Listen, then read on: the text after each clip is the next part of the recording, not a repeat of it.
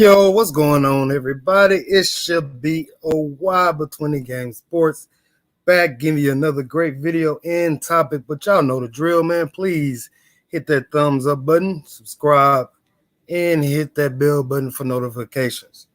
Man, let's just jump right into it. If you haven't heard, Coach Sanders, Coach Deion Sanders, Coach Prime will not be in attendance of the Jackson State Bethune Cookman game this weekend, and it's just a huge blow to the guys of his squad, to the coaching staff and everyone in between, to the fans, trainers, and everything like that. And so, man, what up, Ghost? Ghost is in the building. What up, Ghost? Man, they're getting ready for that season with the Mavs.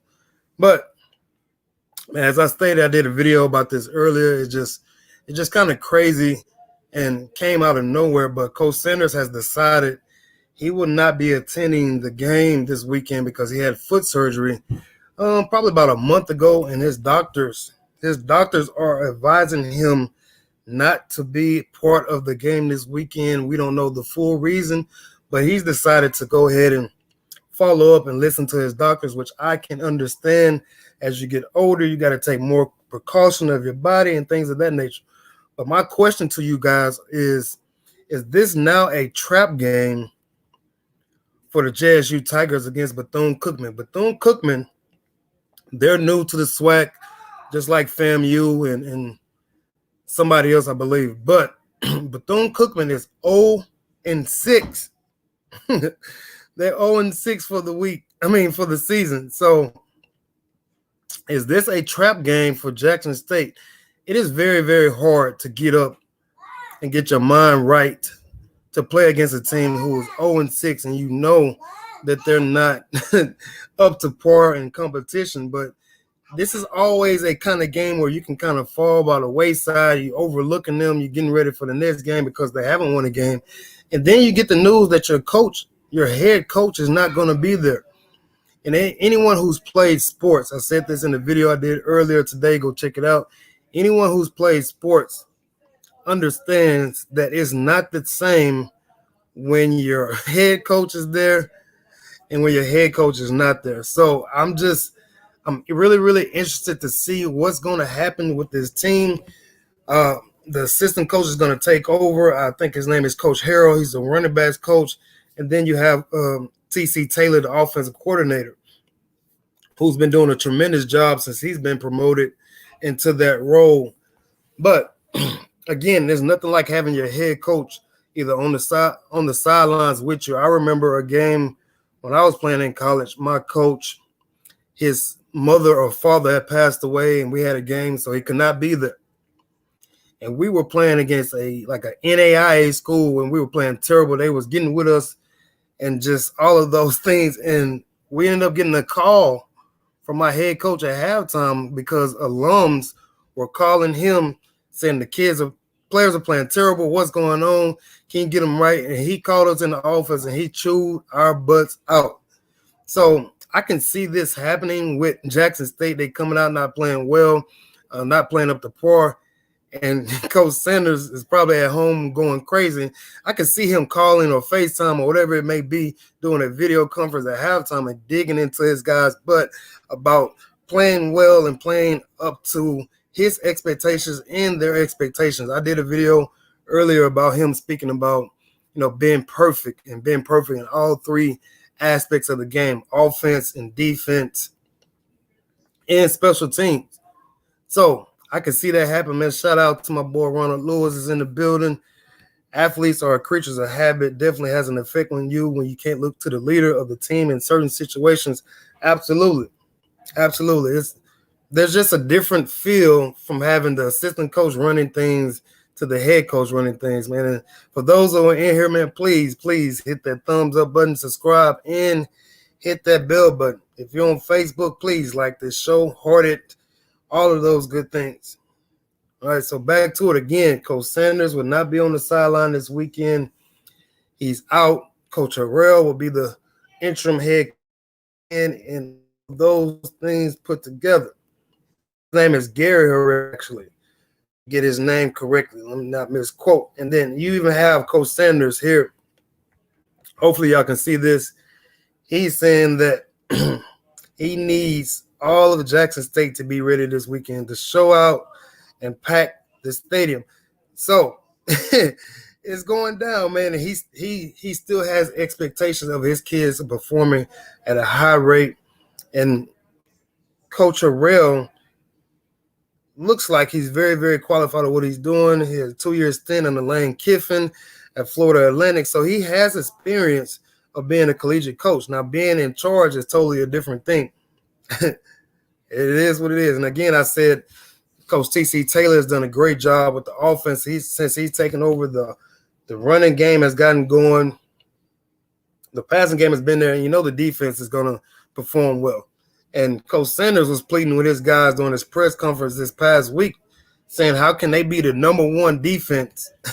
They're the number one defense in the SWAC, and they do not have one interception. And your head coach is one of the best interceptors that ever lived. So I'm pretty sure he's talked to his guys, he's challenged his guys to go out there and perform like he was there. But like my man Ron just said, it's very, very different when the leader of the team is not there. And I will say this. I'm going to say that the way Shedeur Sanders prepares himself, the way he prepares himself to be a leader, I think this is a moment where he is going to really, really shine.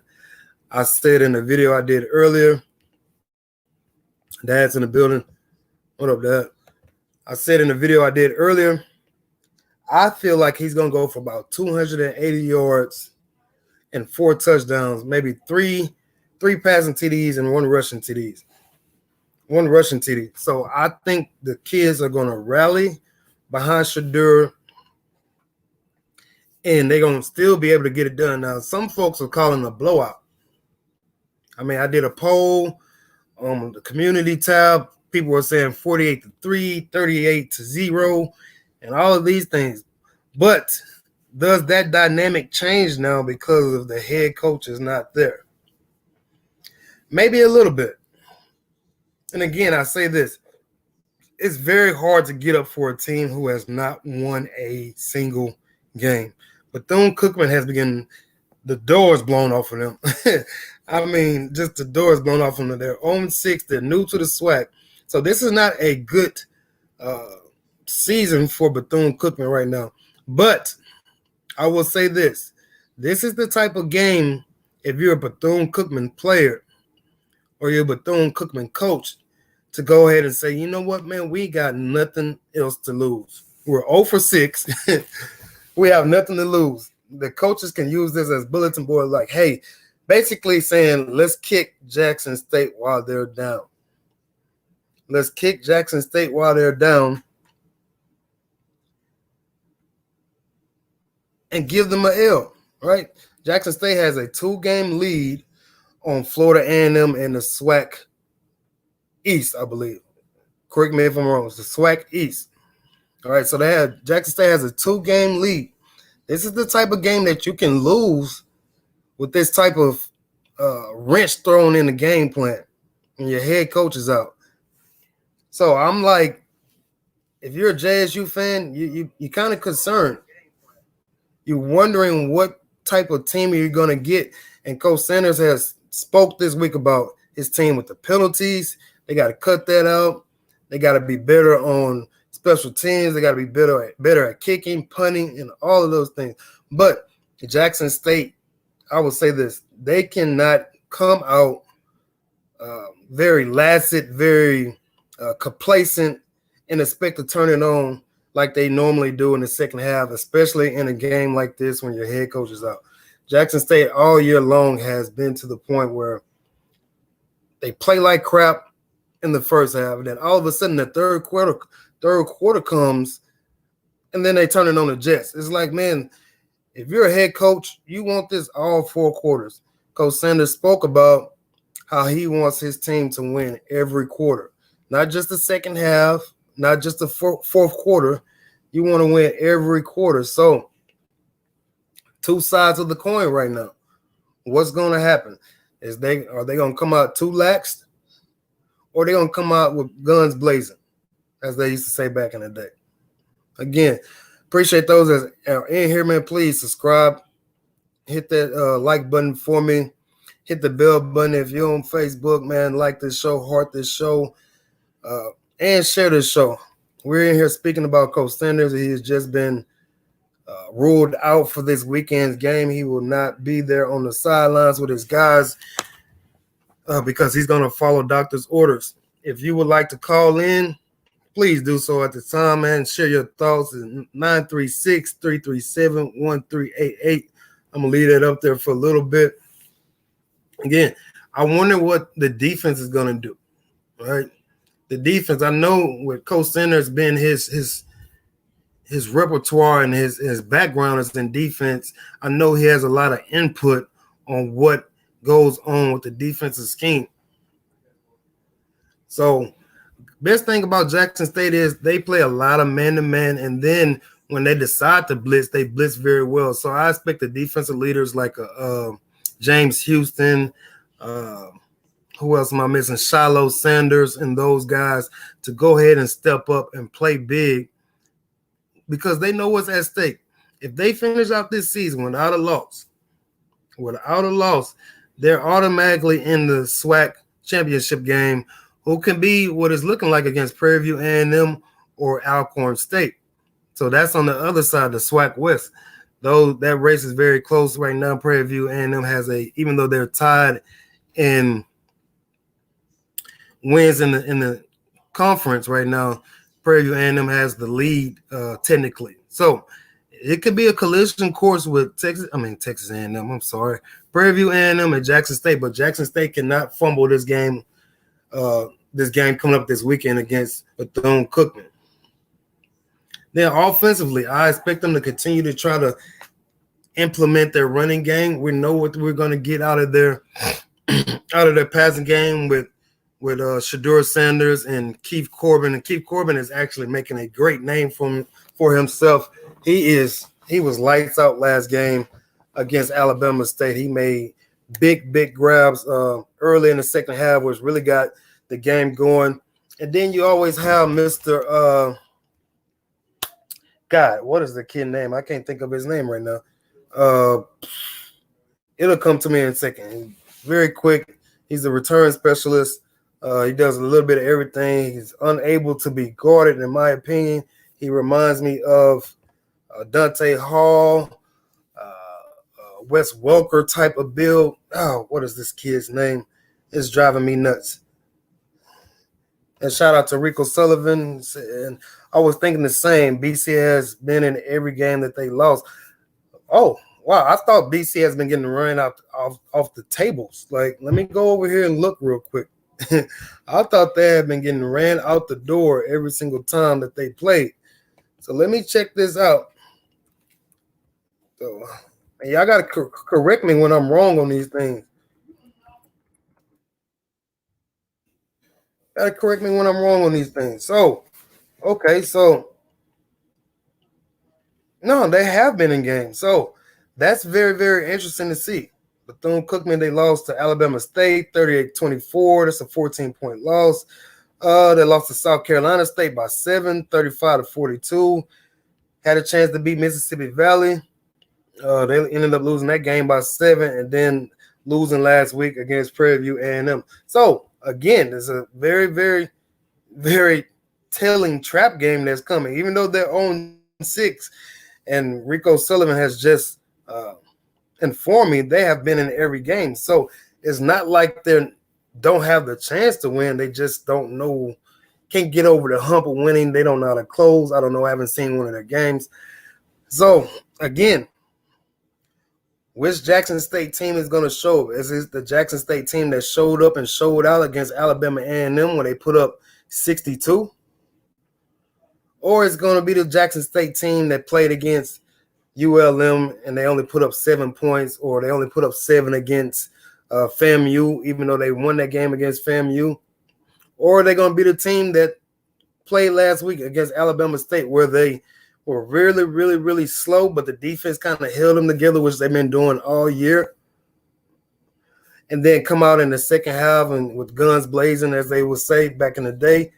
I'm interested to see what team is going to be there, especially without your head coach Strom rolling the sidelines. Again, it's just different, man. Even I've been in programs where I coached, and then the director of the program, he's technically the head coach, and he's not at practice or not at the game. Players just sometimes they don't attach themselves well to the assistant coach, or they don't respond. That's what I'm trying to look for. They don't respond well to the assistant coach because it's not the same. And it's kind of like having grandparents and parents. Like, most kids are will listen to what their parents say and do what their parents say. But then when it comes to grandparents are kind of like the nurturing type. And so they don't always listen to the grandparents, especially this generation. So back in the day, that was a no-go. Either way it went. But that's the kind of situation that Jackson State in. They got the parent is missing, right? The parent is missing, dad is missing, Coach Sanders is missing, and then now they got here's a better one. They got the uncles, right? They got the uncles in there now. All right, so the parents gonna listen to the kids gonna listen to the parents. The parents ain't around, so the uncles are stepping in, but it's not always that same effect. Don't have the same effect as a head coach would have it. So, man, that's just breaking news. This story broke about 2 hours ago, right around 5 something, and I'm like, wow, Jackson State is rolling, and then you get this news, and I'm sure the players already knew. This news just kind of came out later, so I'm sure the players are going to try to adjust the best way they can. And my prediction on the score is going to be, I'm going to say 34-21. Now, with that being said, Jackson State hasn't really allowed anyone over 20 points, I don't believe. I think Tennessee State scored the most points against them. I believe Tennessee State is the only team to score over 15 against them. I said this in a stream or video once. So me going out on the limb just because of the situation, I'm going to say 34-21 Jackson State. They're probably going to pull away in the second half. Let's hope not if you're a Jackson State fan. And for Bethune Cookman, man, look, go out there and do the best you can. Who cares? All right, you're 0-6. You're 0-6 on the season. This is a game. This is a game where you can kind of will yourself to win. And I used to have a coach that would always say, man, when you let bad teams stick around, bad things start happening. So if Jackson State allows this team to stick around, you will see stuff like, or a muff punt will happen, or a missed field goal, or a pick six. That type of stuff happens when you allow bad teams to stick around. And so it's just, I don't know what it is, man. It's a karma thing, I guess. If you continue to let bad teams stick around, bad things are going to happen. And there's a chance. And like Rico said, Bethune Cookman hasn't getting blown out like I thought they were. They've been in games. They just can't close. So Jackson State, you got to go out there and impose your will. Go out there and, like they used to say, win one for the Gipper, right? Win one for Coach Sanders. And I'm sure Shadur, the leader that he is going to find some motivation to say, hey, Pops is not here, but you know what? Let's get it done. Like I'm pretty sure he's like, man, you know what? I was built for this. This has been me my whole life. I was built for any type of situation. So let's go out there and show out. And show out, man. That's all it is, really. Jackson State has to be them and be themselves the whole game, and do not be complacent. Do not be lazy. Don't go out there with any poor effort, poor tackling, and they should be fine. But it's still concerning. It still could be a trap game, and I'm anxious to see, man. And for those who watch one of my past streams, this weekend is a game that I said that I will give out a free T-shirt, right? A Between the Game Sports T-shirt. But you have to go to the community tab on YouTube. Go to YouTube, type in Between the Game Sports, and then go over to the community tab and find the post that says what is their prediction on the final score of the Jackson State game versus Bethune Cookman. You have to put your score up there. You have to put who up there who's going to win, and that's how you'll be entered into the contest. Now, whoever gets the score correct or who gets the score closest will win a free shirt. So that's what's the incentive of this game this weekend. But again, just breaking news happened about a couple of hours ago. Coach Sanders will not be on the sideline this weekend because his doctors have advised him not to do it. And he's going to listen to what his doctors say. Again, as I say, as you get older, you have to take better care of your body and more understanding of your body. Again, and please, if you're on Facebook, like this stream, heart this stream, share with somebody. YouTube, man, please continue to watch us grow. Comment as much as possible on all the videos that I do. Like it, subscribe, and hit that bell button. We got more and more stuff coming. It's on the way. Basketball season is here. I'm very excited about that. So we're going to get some live streams on that, some play-by-play with that. But as always, as I get ready to get out of here, on your best day, be better. Think about it. Between the Game Sports, I'm out. Peace.